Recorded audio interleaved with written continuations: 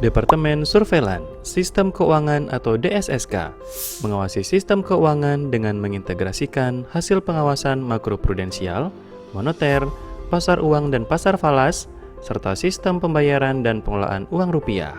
Di samping itu, terdapat juga beberapa satuan kerja lain yang melakukan fungsi pengawasan, antara lain DKSP yang melakukan pengawasan terhadap penyelenggaraan sistem pembayaran Bank Indonesia, DPU yang melakukan pengawasan terhadap penyelenggaraan kas titipan, dan KPWDN yang melakukan pengawasan terhadap KUPA BB, PTDBB, dan pembawaan UKA.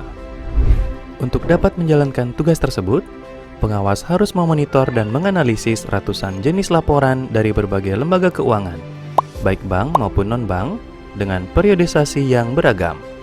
Dalam framework pengawasan Bank Indonesia, terdapat 3 tahapan utama yang harus dilakukan untuk memastikan stabilitas sistem keuangan di Indonesia, yaitu surveillance, pemeriksaan, serta evaluasi dan tindak lanjut.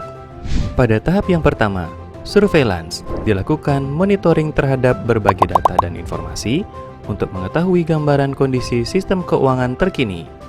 Hal-hal yang perlu dimonitor adalah kondisi siklus keuangan dan makroekonomi, kondisi lembaga keuangan, kondisi pasar keuangan dan infrastruktur, kondisi entitas non-keuangan, serta kondisi penyelenggaraan sistem pembayaran dan pengelolaan uang rupiah.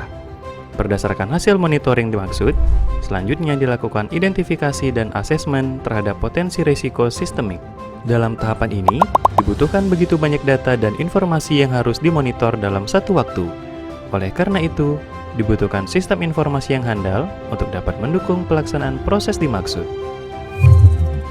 Bank Indonesia Surveillance and Supervision System (BIS3) merupakan sistem informasi yang dikembangkan oleh DSSK untuk mendukung proses bisnis di seluruh satuan kerja yang melakukan fungsi pengawasan dan surveillance. BIS3 memiliki kemampuan untuk mengolah data dari berbagai sumber menjadi berbagai indikator surveillance sistem keuangan. Selain itu, BIS3 juga menyediakan fungsi analisis yang dapat digunakan untuk menghasilkan laporan kondisi sistem keuangan. Pengembangan BIS3 dimulai dengan penyusunan blueprint pada tahun 2016 dan dilanjutkan dengan proses pengembangan secara bertahap.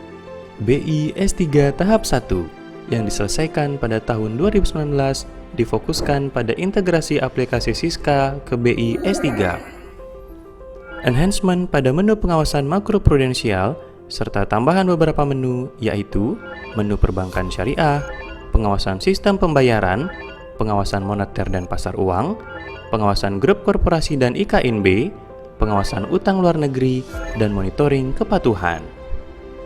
Selanjutnya, pada pengembangan BIS3 tahap 2 di tahun 2020 dan 2021, dilakukan pengembangan menu monitoring, pemeriksaan dan komitmen auditi, pengelolaan profil PJSP, pengawasan KUFA BB, pengawasan PTDBB, pengawasan PPU, pengawasan kas titipan serta integrasi SIP SP ke BIS3. Dengan demikian, saat ini BIS3 telah bisa mendukung kebutuhan data dan informasi untuk sebagian besar bidang pengawasan yang dilakukan oleh Bank Indonesia.